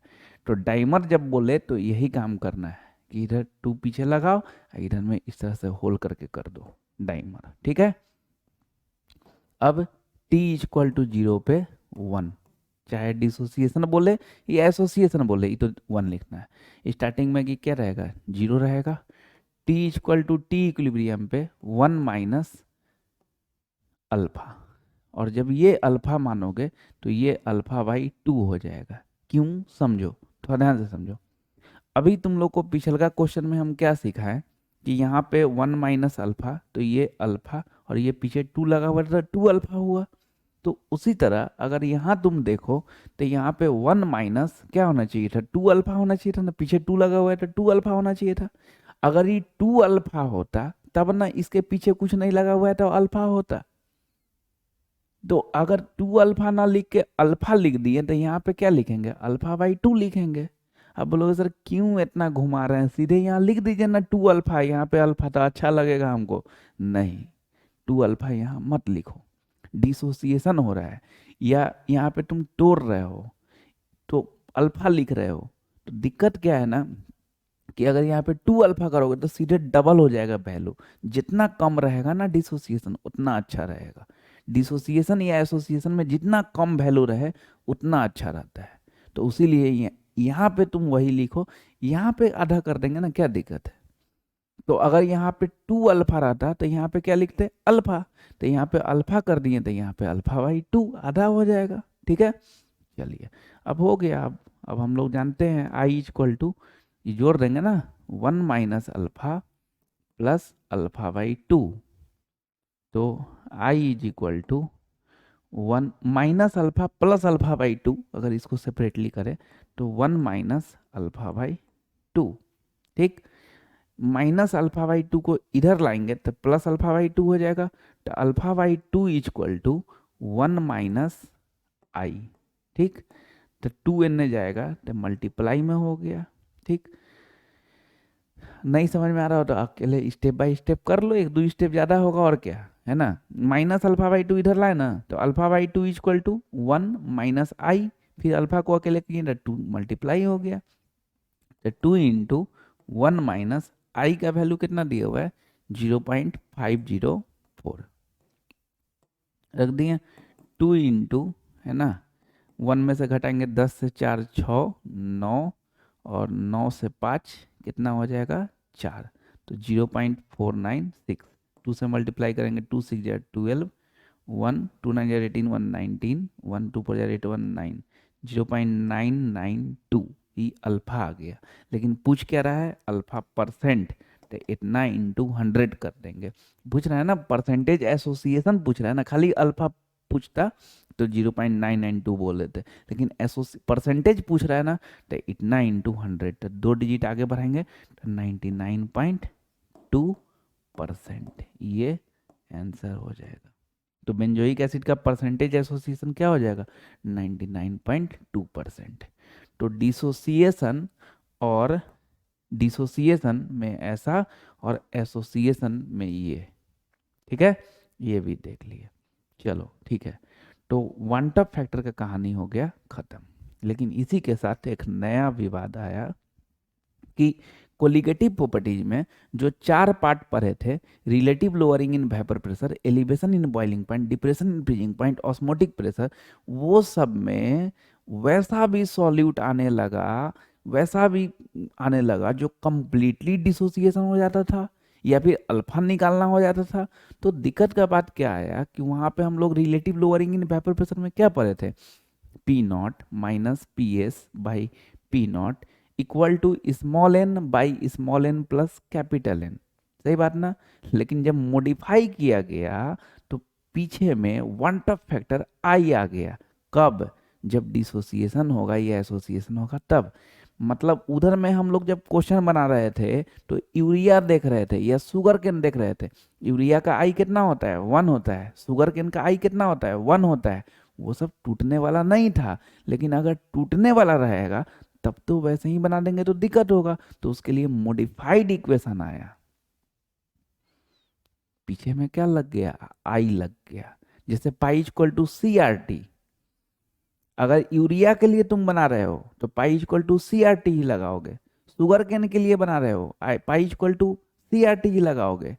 लेकिन तुमको अगर क्वेश्चन में हिंट दे दिया कि NaCl के लिए ऑस्मोटिक प्रेशर निकालो और NaCl कंप्लीटली डिसोसिएट हो रहा है, तब पाई इक्वल टू CRT लगा दोगे तो हो जाएगा गलत। तब पाई इक्वल टू ICRT लगाओ, NaCl का I डालो 2, फिर CRT डालो, तब जाके आंसर आएगा। अब बोलोगे सर बाप रे, ये तो दूसरे लफड़ा हो गया, ये कैसे पता चलेगा कि पाई इक्वल टू CRT की पाई इक्वल टू ICRT? पता चल जाएगा यार, प्रैक्टिस का यही तो कमाल होता है कि तुम प्रैक्टिस जितना ज़्यादा बार करोगे उतना ज़्यादा अच्छा से तुमको एहसास होगा कि अच्छा इस केस में ये चीज़ अप्लाई करते हैं, इस केस में ये अप्लाई करते हैं। और अभी हम कंसेप्ट बता ही तो रहे हैं ना कि पाई इक्वल टू CRT कब लगाएंगे, जब न टूटने वाला रहे। ग्लूकोज का बात करें, शुगर केन का बात करें, यूरिया का बात करें, ये सब न टूटने वाला है, तो ये सब के लिए पाई इक्वल टू CRT लगाओ। अगर डेल्टा टीबी का फॉर्मूला लगाना है, delta TB equal to KB into small m लगाओ। Delta TF equal to KF, ही नहीं कि पीछे वाला पूरा क्वेश्चन जाके काट देंगे, जा ये तो गलती हो गया, आई लगा के बनाना है। नहीं, ऐसा नहीं है, वो सब के लिए सही है।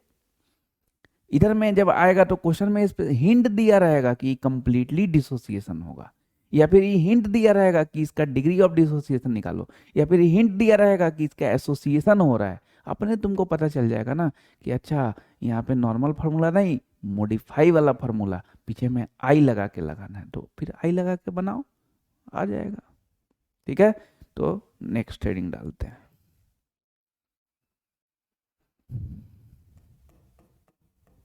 modified equation of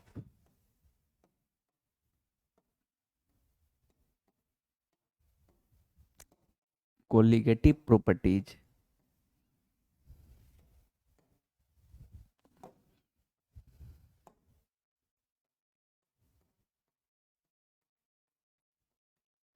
in case of dissociation or association।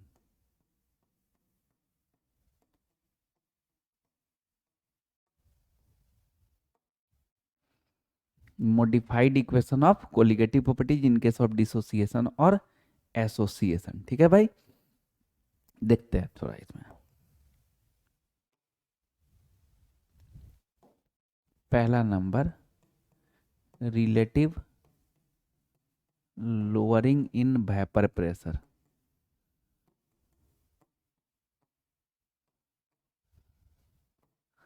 इसको शॉर्ट में क्या बोलते हैं, RLVP। इसका फॉर्मूला क्या होता था, P0 minus PS by P0 equal to small n by small n plus capital N। Modify करके पीछे में क्या लग गया, आई लग गया, है ना। दूसरा, एलिवेशन इन बॉइलिंग पॉइंट।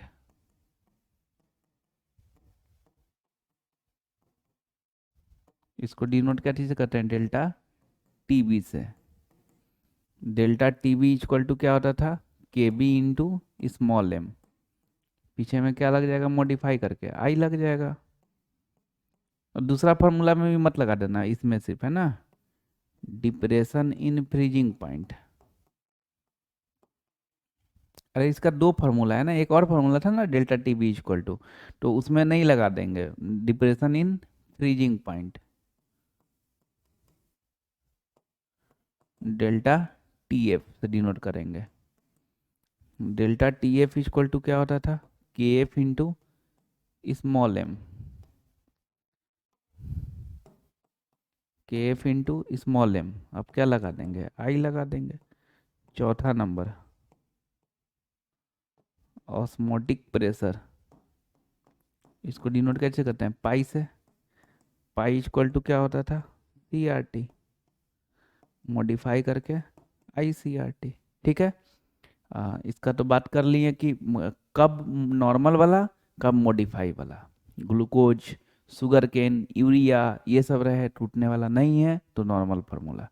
जब क्वेश्चन में हिंट दे दिया रहे कि कंप्लीटली डिसोसिएशन हो रहा है, Na2SO4 है और उसका कंप्लीटली डिसोसिएशन हो रहा है, या फिर पूछने ही लगे डिग्री ऑफ डिसोसिएशन या डिग्री ऑफ एसोसिएशन या परसेंटेज एसोसिएशन, तो समझ जाना कि मॉडिफाई वाला लगेगा। ठीक है भाई, चलिए इसका क्वेश्चन एक देखते हैं मॉडिफाई वाला का। Calculate mass of NaCl which must be added to 1 kg of पानी so that the freezing point of solution is depressed by 3 kelvin given Kf for water दे दिया हुआ है ना। तो इसमें तो खैर NaCl के बारे में नहीं बोले हुआ है कि कंप्लीटली डिसोसिएशन, लेकिन जो क्वेश्चन पूछता है उसमें ई मेरे द्वारा ही टाइप किया हुआ है, तो हम बोल रहे हैं ना कि हाँ यहाँ पे NaCl कंप्लीटली डिसोसिएटेड है। ठीक, तो उस पर तुम एज्यूम कर लोगे, समझ जाओगे ना कि हाँ ठीक है, यहाँ पे आई वाला फार्मूला लगेगा। ठीक है ना, नॉर्मल फार्मूला नहीं लगेगा, क्योंकि देखो ना यहाँ पे बोला calculate mass of NaCl which must be added to 1 kg of पानी, मतलब मास ऑफ पानी 1 kg water so that freezing point of solution is depressed by 3 kelvin, मतलब डेल्टा TF 3 केल्विन है ना। गिवन के फॉर वाटर दिया हुआ है, तो डेल्टा TF दिया हुआ है, मास ऑफ वाटर दिया हुआ है, मास ऑफ NaCl पूछ रहा है। तो डेल्टा TF का कौन फार्मूला, KF इंटू स्मॉल एम नहीं, i into KF into small m. क्यों i into KF into small m लगाओगे, क्योंकि यहाँ पे हम NaCl के बारे में बोल रहे हैं कि कंप्लीटली डिसोसिएट होता है। क्वेश्चन में भी लिखे रहेगा साफ साफ कि कंप्लीटली डिसोसिएट होता है। रुको, एक क्वेश्चन NCERT तुम लोग को दिखाते ही हैं अभी कि उसमें कैसे बताया हुआ है।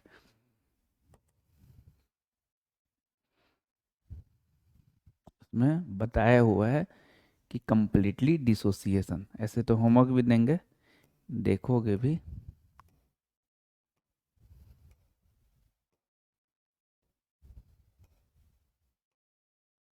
देखो, determine the osmotic pressure of a solution prepared by dissolving 25 milligram of K2SO4 in 2 litre of water at 25 degree Celsius assuming that it is completely dissociated. अगर दिख पा रहा हो तो देख लो, क्योंकि थोड़ा सा हो सकता है साइनिंग प्रॉब्लम हो, तो ठीक है, assuming that it is completely dissociated बोल रहा है क्लियर कट, तो इससे पता चल जाता है ना कि अरे यहाँ पे जो ऑस्मोटिक प्रेशर का फॉर्मूला लगाएंगे वो CRT नहीं ICRT, कंप्लीटली डिसोसिएट बोल रहा है ना, तो पाई इक्वल टू ICRT लगाएंगे। यहाँ पे देखो determine the amount of CaCl2, देखो क्लियर कट आई दे दिए हुआ है, तो फिर तुम नॉर्मल फार्मूला क्या लगाने जाओगे, और शुगर कैन दिया हुआ है, यूरिया दिया हुआ है, नॉर्मल फार्मूला लगा दो, क्लियर कट पता चल जाता है जी, उसमें टेंशन वाला बात नहीं। चलो ठीक है, लेकिन हाँ प्रैक्टिस करने से पढ़ने से पता चलता है, नहीं पढ़ोगे तो बहुत तगड़ा टाइप का घबराहट होगा, क्योंकि देखो ना आई ऐसे भी निकाले थे सीधे सीधे तोड़ के, और डबल एरो मार के फिर बाद में i equal to 1 minus alpha plus alpha ये सब भी करने लग रहे थे। पढ़ने से ही नहीं सब क्लियर होता है, प्रैक्टिस करने से। ठीक है, तो डेल्टा TF दिया हुआ है, मास दिया हुआ है, और क्या पूछ रहा है भाई, मास ऑफ NaCl पूछ रहा है ना। तो यहाँ पे delta TF equal to KF into small m नहीं, i into KF into small m. क्यों, क्योंकि NaCl कंप्लीटली डिसोसिएट हो रहा है। यहाँ पे NaCl क्वेश्चन में लिखा रहेगा कि कंप्लीटली डिसोसिएट होगा, तो डेल्टा TF की जगह पे 3 डालोगे, आई के जगह पे कितना डालोगे 2। क्यों, क्योंकि NaCl को जब तोड़ोगे तो Na प्लस Cl माइनस, तो Na प्लस 1 Cl माइनस 1 2, अब आई 1 तो आई 2 आ जाएगा, इंटू KF 1.86, ये तो दिया हुआ है यहाँ पे, खैर नहीं भी दिया रहता तो हम लोग याद करेंगे, ऑब्जेक्टिव क्वेश्चन के लिए बहुत इंपॉर्टेंट है। Kb फॉर पानी 0.52 केल्विन के जी पर मोल, Kf फॉर पानी 1.86 केल्विन के जी पर मोल। स्मॉल एम मतलब मोलालिटी होता है, मोलालिटी का formula number of mole of solute, solute यहाँ पे NaCl है, NaCl का मास निकालना है, मास of NaCl।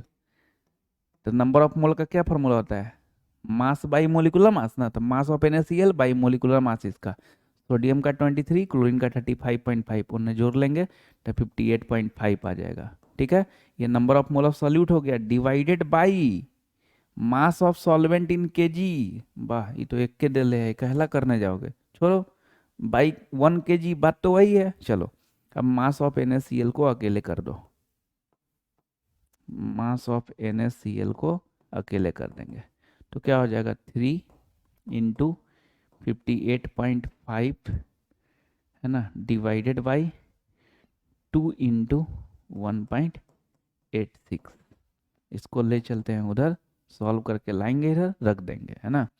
3 into 58.5 divided by 2 into 1.86, decimal हटाएंगे, ऊपर 100 हो जाएगा, ये डिसिमल हटाएंगे, नीचे 10 हो जाएगा, एक जीरो से एक जीरो काट देंगे, 2 से कुछ कटने वाला, 2 से ही 5 काट देते हैं, है ना, 3 से ही 3 6 जार 18, 3 2 जार 6। अब कुछ नहीं कटने वाला है, 5 5 जार 25, 2 5 8 जार 40, 2 4 5 5 जार 25 है 4 29, नीचे में 62, 62 से 2925 मल्टीप्लाई डिवाइड करना है, ठीक ना।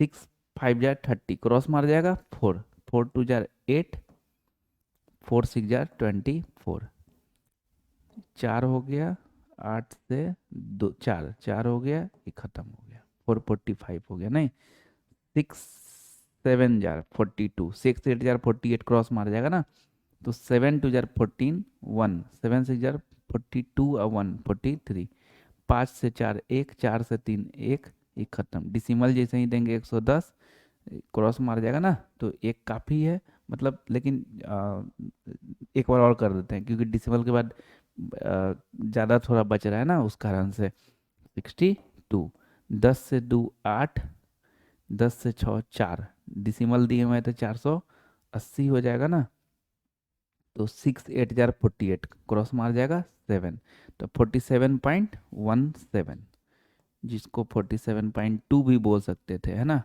ग्राम पर मोल। और कोई बच्चा अगर 47.17 ही लिख देता है तो क्या गलत हो जाएगा? क्या बिल्कुल भी गलत नहीं होगा, ठीक।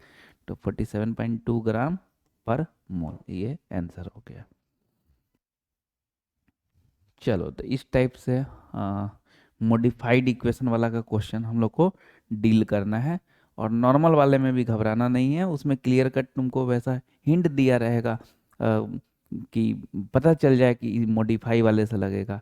और शुगर केन, यूरिया, ये सब रहे तो क्लियर है कि उसका I1 होगा, मतलब उसमें मॉडिफाई वाला नहीं, नॉर्मल फार्मूला लगाना है, ठीक है। तो इतना जैसे ही हो जाए तो इसके बाद NCERT का एक अच्छे से जब रिवीजन हो जाए, प्रैक्टिस हो जाए क्वेश्चन, तो NCERT का 32 33 40 41 ये बना लेना है। कहाँ पे? फेयर कॉपी में नहीं, कहाँ? रफ कॉपी में, ठीक है। और अच्छे से रिवीजन करना है। एक छोटा सा बात और, ये तो हो जाएगा, समझ में आ गया है ना। इसी के नीचे जो NCERT का लिखोगे, इसी के नीचे एक छोटा सा बात लिख लोगे जो बहुत सारा ऑब्जेक्टिव क्वेश्चन में काम देगा तुमको, कि आई अगर ज़्यादा, मतलब वन टॉप फैक्टर अगर ज़्यादा, तो डेल्टा TF ज़्यादा, TF कम। ये तुम दिमाग में रख लोगे, याद कर लोगे, फ्रेम कर लो, समझ के कर लो, कैसे भी, लेकिन कर लो। बहुत इंपॉर्टेंट है ऑब्जेक्टिव क्वेश्चन बनाने के लिए। आई ज़्यादा, वन टॉप फैक्टर अगर ज़्यादा, तो डिप्रेशन इन फ्रीजिंग पॉइंट ज़्यादा, और डिप्रेशन इन फ्रीजिंग पॉइंट ज़्यादा तो freezing point of solution come. Depression in freezing point और फ्रीजिंग पॉइंट में डिफरेंस होता है, ये जानते हैं हम लोग, पढ़े हुए हैं ना। इसी के विपरीत ऐसा हो जाएगा कि आई अगर ज़्यादा तो डेल्टा TB कम, TB ज़्यादा, TB ज़्यादा। एकदम अच्छे से इसको दिमाग में कर लेना है। बहुत सारा ऑब्जेक्टिव क्वेश्चन में ही काम आता है। बहुत सारा क्वेश्चन तुमको दिया रहेगा, 4 को ऑप्शन दिया रहेगा, ठीक, और बोलेगा बताओ डिप्रेशन इन फ्रीजिंग पॉइंट किसका ज़्यादा होगा। तो तुम अगर ये याद किए रहोगे तो तुमको पता रहेगा कि अरे आई ज़्यादा था, डेल्टा TF ज़्यादा, तो डिप्रेशन इन फ्रीजिंग पॉइंट किसका ज़्यादा होगा, तो तुम आई निकालने लगना, सबका सबका आई देख लेना, और जिसका आई ज़्यादा उसका डिप्रेशन इन फ्रीजिंग पॉइंट ज़्यादा। मैक्सिमम केस में वैसा क्वेश्चन में ना कंसंट्रेशन सेम रखता है, जैसे बोल रहेगा 0.1 molar glucose, 0.1 molar NaCl, 0.1 molar Na2SO4, तो सबका कंसंट्रेशन सेम है, तो आई पे डिपेंड करेगा ना। और अगर कंसंट्रेशन चेंज कर दे, जैसे एक में लिख दे 0.1 मोलर ग्लूकोज, दूसरा में लिख दे 0.01 मोलर NaCl, तो फिर क्या दिक्कत है? I/C कर लो, आई निकाल लो, इंटू सी कर दो, I/C देखो, I/C देखो, I/C, चारों ऑप्शन में I/C देखो, जिसका I/C ज्यादा उसका डेल्टा TF ज्यादा। तो अगर कभी भी ऐसा क्वेश्चन है ना, 4 को क्वेश्चन देके डिप्रेशन इन फ्रीजिंग पॉइंट बोल दे किसका ज्यादा, तो तुम ये कंसेप्ट सोच लोगे कि जिसका आई ज्यादा उसका डिप्रेशन इन फ्रीजिंग पॉइंट ज्यादा। और अगर फ्रीजिंग पॉइंट ऑफ सॉल्यूशन पूछ दे तब फिर किसका, तो आई ज़्यादा था, T F freezing point of solution कम ना, तो ये रटना नहीं है, पूरा रट लोगे तो फिर कंफ्यूजन हो जाएगा तगड़ा टाइप का। सीधे इतना खाली फ्रेम कर लो कि आई ज़्यादा तो डेल्टा टी एफ ज़्यादा, आई ज़्यादा तो डेल्टा टी एफ ज़्यादा, तो टी एफ कम। अब इसी पे तुम डेल्टा टीवी वाला भी सोच लोगे, आई ज़्यादा तो डेल्टा टी एफ ज़्यादा ना, मतलब डेल्टा टीवी कम, तो टीवी ज़्यादा। अब तुम क्वेश्चन में देखो कि भाई क्या पूछना चाह रहा है। अगर डेल्टा टी एफ का पूछ रहा है या डिप्रेशन इन फ्रीजिंग पॉइंट का पूछ रहा है तो फिर आई ज़्यादा।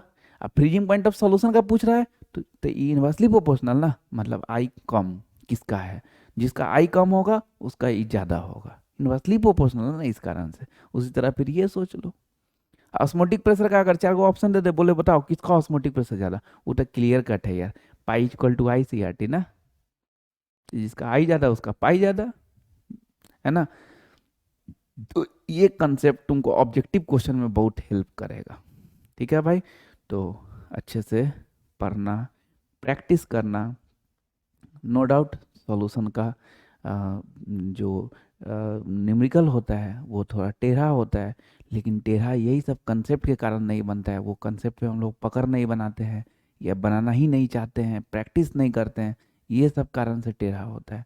अगर सच में अगर अच्छे से कंसेप्ट लें, उसको प्रैक्टिस करें, नोट्स का जितना क्वेश्चन करवाए हैं बार बार प्रैक्टिस करें, एनसीईआरटी का जो जो क्वेश्चन जहाँ जहाँ दिए हैं उसको प्रैक्टिस करें, खूब अच्छे से ग्रिप बन जाएगा। फिर पीवाई क्यू बनाए, बहुत अच्छे से ग्रिप बन जाएगा, है ना। चाहे बोर्ड का पीवाई क्यू हो या कंपटीशन वाला कोई जेई मेंस का, नीट का, ये सब का पीवाई क्यू हो, खूब अच्छे से बनेगा, शानदार टाइप से बनेगा, अगर अच्छे से कंसेप्ट आ गया हो। तो कंसेप्ट नहीं आता है इसलिए परेशानी होता है, और कम कंसेप्ट आने के लिए नोट्स वाला क्वेश्चन बार बार बनाना होता है। ये जो बात सब बोले हैं, कंसेप्ट जो बताए हैं कि इस तरह का क्वेश्चन रहे तो ऐसे डील करना चाहिए, इस तरह का, वो सब बात दिमाग में रखा जाता है क्वेश्चन देख के, है ना। चलो अच्छे से पढ़ना।